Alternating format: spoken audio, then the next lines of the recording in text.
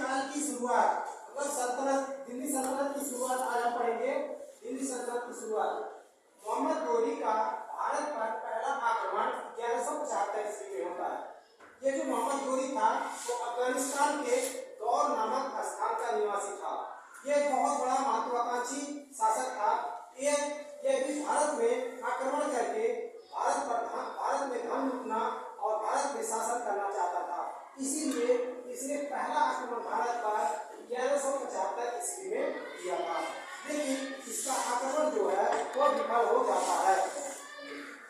फिर मोहम्मद गोरी ने मूल राजपूती पर आक्रमण कब किया? 1178 ईस्वी में। यह जब मोहम्मद गोरी भारत पर दूसरी बार आक्रमण करता है वह कब करता है? गुजरात के चालुक्य वंश के शासक मूल राजपूती के ऊपर करता है। और कब करता है? 1178 ईस्वी में करता है। लेकिन उस समय मूल राजपूती जो थे वह मोहम्मद गोरी को पूरी तरह हरा देते हैं और मोहम्मद गोरी वापस अफगानिस्तान लौट जाता है। उसके बाद 12 साल के बाद 12 साल सेना बनाता है अफगानिस्तान में, सेना तैयारी करता है। उसके बाद वह 1190 ईस्वी में पंजाब राज्य पर आक्रमण करके इस पे कब्जा कर लेता है। फिर पंजाब पर जब आक्रमण कर देता है तो उस समय दिल्ली पर शासन पृथ्वीराज चौहान कर रहे थे। पृथ्वीराज चौहान जो एक राजपूत शासक थे और दिल्ली पर वो एक शक्तिशाली राजा के रूप में राज करते थे। लेकिन मोहम्मद गोरी की महत्वाकांक्षा ये थी कि मैं दिल्ली को जीतकर उत्तर भारत पर अपना कब्जा कर लूं और अपना अधिकार कर लूं। इसीलिए तराइन का प्रथम युद्ध होता है जो 1191 ईस्वी में होता है।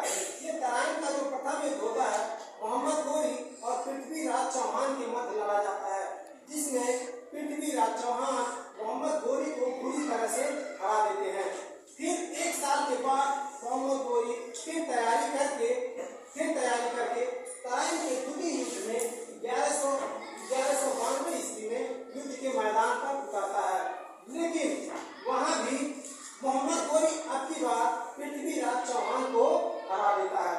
ये पृथ्वीराज चौहान को इसलिए हरा देता है क्योंकि उस समय जो गढ़वाल के शासक जयचंद थे पृथ्वीराज चौहान का साथ न देकर मोहम्मद गोरी का साथ देते, इसीलिए वह पृथ्वीराज चौहान को तराइन के द्वितीय युद्ध में 1192 में हरा देता है।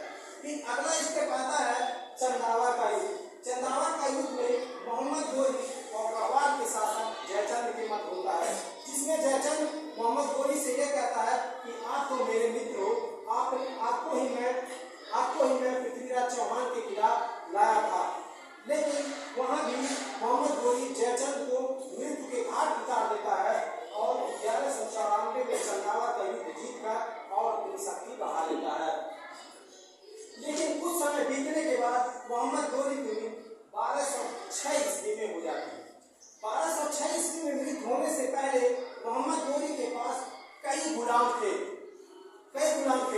उन्हीं गुलामों में से उसका सबसे अच्छा और सबसे विश्वास पात्र जो गुलाम था वह था कुतुबुद्दीन ऐबक।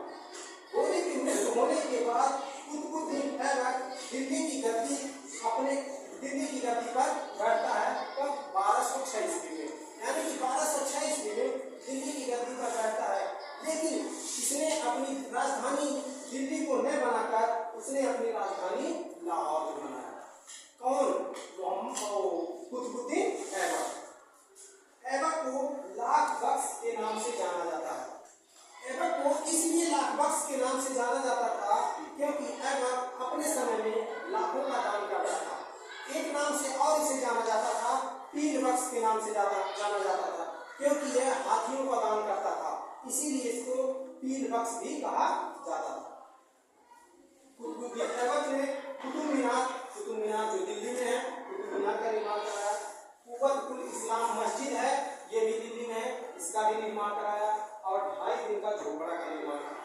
ये जो 2.5 दिन का झोपड़ा है ये अजमेर राजस्थान में एक जगह है अजमेर, वहाँ पर ये संस्कृत विद्यालय था। लेकिन इसको जल्दबाजी में तोड़कर 2.5 दिन में ही इस पे इस्लामिक गुम्बद लगवाकर इसको 2.5 दिन में ही पूरा करवा दिया, इसीलिए इसका नाम 2.5 दिन का झोपड़ा। निर्माण ऐबक ने करा था। ऐबक की मृत्यु